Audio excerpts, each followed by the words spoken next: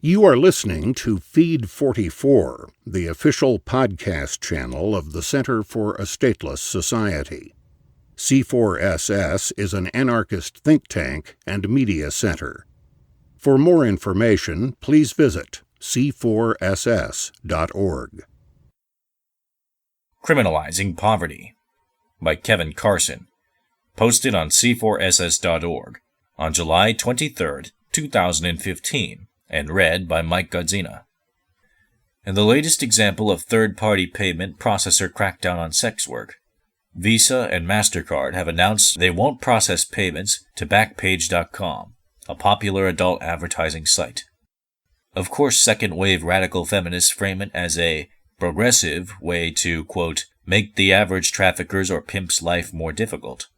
But as Miss Andry argues in Tits and Sass magazine, What the Hell is Going On with Backpage, July 3rd, the ban will disproportionately hurt the poorest and most marginalized sex workers, those who lack the education and skills to use alternative payment systems like Bitcoin and find Backpage affordable and easy to use. More generally, the main burden of such crackdowns always falls not on sex work, but on sex workers. They don't reduce the amount of sex work taking place. They just require sex workers to do more of it, for less money and under more dangerous and unpleasant conditions. The so-called Scandinavian model is premised on the laughable assumption that you can target clients without making the sex workers themselves either more vulnerable to rape-prone police or increasingly dependent on the most abusive and violent clients. Actual sex workers try time and again to explain this to the usual suspects, i.e., upper-middle-class white feminists who write for The Guardian. The problem is, the latter are so cocksure of their own white savior credentials and the wondrous qualities of their beloved Scandinavian model that they just plain won't listen, something I've witnessed repeatedly myself, as the self-appointed Carrie Nations of the anti-trafficking movement block poor women of color who presume to inject reality into the debate. The honest truth is that these phony leftist anti-trafficking crusaders really don't care if their pet agenda hurts the real flesh-and-blood human beings it's ostensibly intended to benefit. As their conservative fellow traveler, Canadian Senator Donald Plett put it, quote, "Of course we don't want to make life safe for prostitutes, we want to do away with prostitution." End of quote. Their direct forebears, the progressive and Fabian movements of a century ago, frankly admitted that their policies were intended to establish a form of socialism for blue-collar industrial workers with needed skills, under the direction of managerial professional types like themselves, of course. As part of its program, the benevolent state would also promote the gradual extinction of the lumpen proletariat and underclasses who couldn't cut it.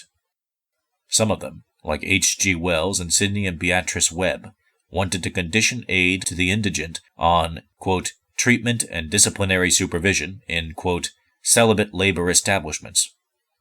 Those too unemployable even for, quote, forced labor exchanges would be required to attend training camps with, quote, their whole time mapped out in a continuous and properly varied program of physical and mental work, all of it being made of the utmost educational value, end of quote.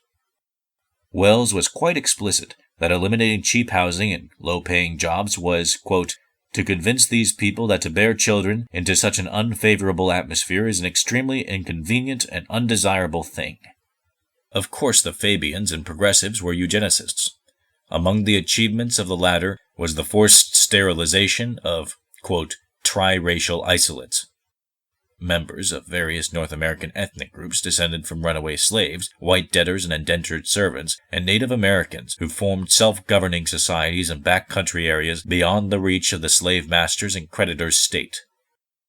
The modern-day descendants of such pseudo-leftist social engineers include far more than the anti-trafficking activists. One of the main constituencies for laws against sleeping in cars and all the other laws against expedients which lower the threshold of comfortable subsistence is liberal do-gooders who claim to be motivated by concern for the welfare of the poor. But in fact, the main effect of such laws, beyond criminalizing poor people's attempts to make their lives more bearable, Charles Johnson, scratching by How the Government Creates Poverty as We Know It, The Freeman, December 1, 2007, is to improve the aesthetic quality of life for the upper-middle-class white-collar folks who promote them. It's odd these people never attack anything but the symptoms of class inequality and economic exploitation, and close off all mitigating alternatives, except those administered by people like themselves, without touching the structural causes of it, by strengthening workers against bosses, tenants against landlords, or otherwise undermining the domination of rentiers and managers over society. But maybe it's not so odd, come to think of it. You've been listening to Feed 44, the official podcast channel of the Center for a Stateless Society. C4SS is an anarchist think tank and media center. For more information, please visit c4ss.org.